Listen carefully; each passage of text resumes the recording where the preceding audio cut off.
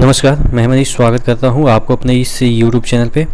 दोस्तों, आपके सामने ज्योग्राफी के कुछ महत्वपूर्ण प्रश्न हैं जो कि आपके लिए काफ़ी डिफ़िकल्ट हो सकते हैं अगर आप इसको ट्रेडिशनल बेस से याद करें तो आपके एग्ज़ाम में ये काफ़ी इजी हो जाएंगे जिस तरह से मैं आपको याद करवाऊंगा। 5 मिनट लूँगा, आपको चीज़ें याद हो जाएगी। पहला क्वेश्चन है, पैम्पस शीतोष्ण घास का मैदान कहाँ पे है। देखिए, अगर पैम्पस घास का मैदान के बारे में पूछा जाए तो आपको बताना है ये कहाँ पे है। ये आपके साउथ अमेरिका में है, ठीक है, साउथ अमेरिका में। अब देखिए, साउथ अमेरिका में अगर आपको ऑप्शन नहीं दिया जाए, आपके ऑप्शन इस तरह से देश के बारे में दे दिया जाए, तो अब आप कौन से देश को टिक करेंगे।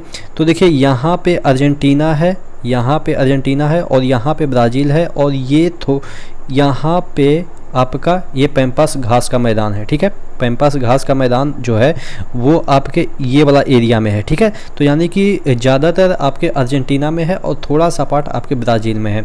तो अगर एक ऑप्शन की बात की जाए तो अर्जेंटीना टिक करेंगे, लेकिन अगर 2 ऑप्शन टिक कर सकते हैं, कहीं कहीं ऑप्शन दोनों ठीक रहता है, ए और बी इस तरह से दिया रहे, तो ये आप टिक करेंगे। ब्राज़ील में भी है और अर्जेंटीना में भी है, ठीक है। और अगर इस तरह से देश नहीं दिया रहे तो आप क्या टिक करेंगे कि दक्षिणी अमेरिका में है, ठीक है। तो पैम्पस जो घास का मैदान है वो आपको समझ में आ गया, ठीक है। दुनिया की सबसे उपजाऊ मिट्टी का क्या नाम है। देखिए, दुनिया की सबसे उपजाऊ मिट्टी की बात करें तो चेरनोजेम है। देखिए, नाम से ही पता चल रहा है जेम। जेम मतलब क्या होता है, जेम मतलब होता है ज्वेलरी टाइप का, यानी कि रत्न, ठीक है। तो ऐसे ही आप याद कर सकते हैं कि ये मिट्टी का रत्न है, इसलिए इसको हम कहते हैं सबसे उपजाऊ मिट्टी।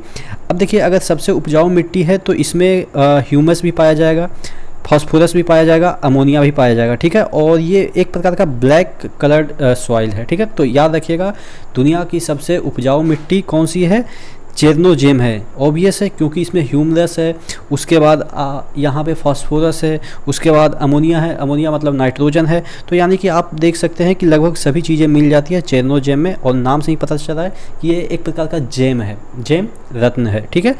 तो इस तरह से आपको याद हो जाएगा। अगला क्वेश्चन देख लेते हैं। भारत की जनसंख्या 1921 के बाद तेज़ी से बढ़ी, जिसका मुख्य कारण क्या था। देखिए, 1921 के बाद इसलिए बढ़ी क्योंकि भारतीय बर्मा, श्रीलंका और अन्य देशों से लौट आए थे। ऐसा आपके ऑप्शन दिए हुए थे, तो आप इसको भी टिक कर लेंगे या याद कर लेंगे कि उस समय भारतीय बर्मा, श्रीलंका और अन्य देशों से लौट आए थे। इस वजह से जो देश की जनसंख्या है वो अचानक तेज़ी से वृद्धि हुई, ठीक है। ये आपके क्वेश्चन पूछे गए थे, इसलिए मैंने हूबहू यहाँ पे ले आया, क्योंकि ये देखने में भी अजीब सा लगता है क्वेश्चन, लेकिन फिर भी ऐसे क्वेश्चन आपके एग्ज़ाम में पूछे जाते हैं, इसलिए मैंने इसको लिख लिया है। भारत में सबसे बड़ा पठार कौन सा है। देखिए, ढक्कन जो होता है, ढक्कन चौड़ा होता है, किसी भी चीज़ का ढक्कन चौड़ा होता है तो यानी कि बड़ा होता है, ठीक है।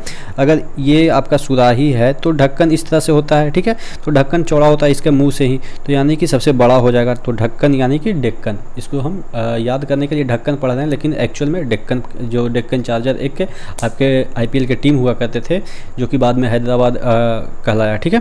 तो आपको याद होना चाहिए कि जो सबसे बड़ा पठार है वो कौन सा है, आपके ढक्कन का पठार है, यानी कि ढक्कन का पठार है। आपके ऑप्शन दे रखे हैं, छोटा नागपुर का पठार जो कि आपके कहाँ पे है, ये आपके झारखंड में है, और लद्दाख का पठार जो कि जम्मू एंड कश्मीर, यानी कि अब तो लद्दाख ही हो गया।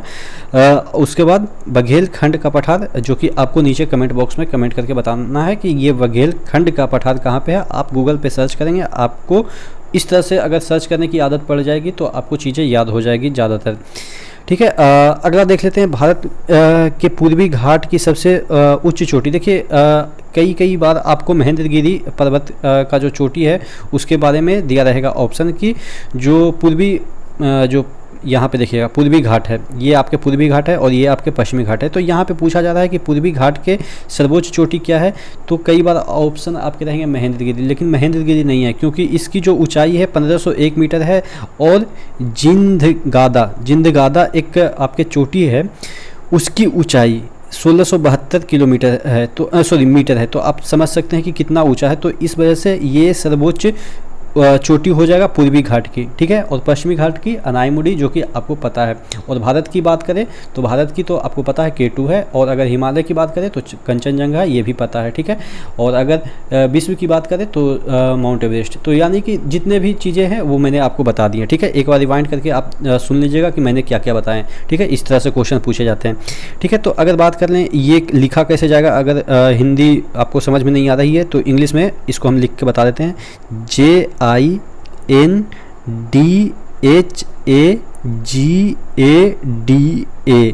पीक, ठीक है।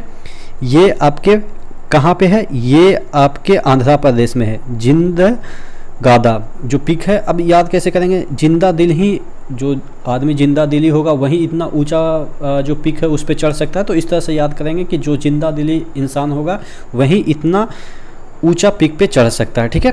तो ये चीज़ें आपको याद हो जाएगी। अगला क्वेश्चन देख लेते हैं, बाली मेला परियोजना कहाँ पे है। एक प्रकार का हाइड्रो पावर प्रोजेक्ट है, यानी कि विद्युत निर्माण किया जाता है यहाँ पे, ये आपके बांध बनाकर, ठीक है, पानी से। तो बाली मेला कैसे याद करेंगे, देखिए बाली और मेला, ठीक है, यानी कि मेला में गए और बाली लेके उड़ गए। कई लोग चोरनी होते हैं ना, मतलब मजाक में कर रहा हूँ, जो लड़कियाँ होती है वो मतलब कि शॉपिंग कर रहे हैं मेले में और बाली वगैरह लेके उड़ गए हैं, ठीक है। तो इस तरह से याद रखेंगे कि उड़ीसा, ठीक है। देखिए दिल पे मत लीजिएगा, क्योंकि यहाँ पे मैं लड़कियों या लड़कों का कोई ऐसा नहीं, बस चीज़ें आपको याद हो जाए इस वजह से मैंने ये सब चीज़ें यहाँ पे इंक्लूड करता हूँ, थोड़ा सा स्टोरी बना देता हूँ, इधर उधर की बातें कर लेता हूँ, ठीक है। अगला क्वेश्चन देख लेते हैं, भूकंप का जो उत्पत्ति का केंद्र होता है उसको क्या कहते हैं। जैसे सपोज ये आपका अर्थ सरफेस है, यहाँ भूकंप की उत्पत्ति हुई और ये आपका सपोज पृथ्वी की सेंटर है, लेकिन यहाँ से भूकंप उत्पत्ति हुई। तो इस पॉइंट को, जो सरफेस का पॉइंट होगा सीधे लंबवत जो पॉइंट होगा, इसको कहेंगे ईपी सेंटर, ठीक है, अभिकेंद्र इसको कहेंगे। लेकिन इस पॉइंट को क्या कहेंगे, फोकस कहेंगे, ठीक है। इस पॉइंट को फोकस कहेंगे या हाइपो सेंटर कहेंगे, ठीक है। तीनों पॉइंट आपको ध्यान में रखना है। यहाँ पे डायरेक्ट पृथ्वी की सतह को क्या बोलेंगे, यहाँ इस पॉइंट को ईपी सेंटर बोलेंगे यानी कि अधिकेंद्र बोलेंगे, और इस पॉइंट को क्या बोलेंगे, फोकस बोलेंगे या हाइपो सेंटर बोलेंगे। तीनों पॉइंट आपको याद होनी चाहिए भूकंप के संदर्भ में। संताप मंडल में ऊंचाई में वृद्धि के साथ तापमान क्यों बढ़ता है। अगर संताप मंडल है, सपोज ये आपके ट्रोपोस्फीयर है और यहाँ पे स्ट्रेटोस्फीयर है, ये ट्रोपोस्फीयर है और ये स्ट्रेटोस्फीयर है। स्ट्रेटोस्फीयर को ही संताप मंडल कहते हैं, ये भी आपको याद रखना है।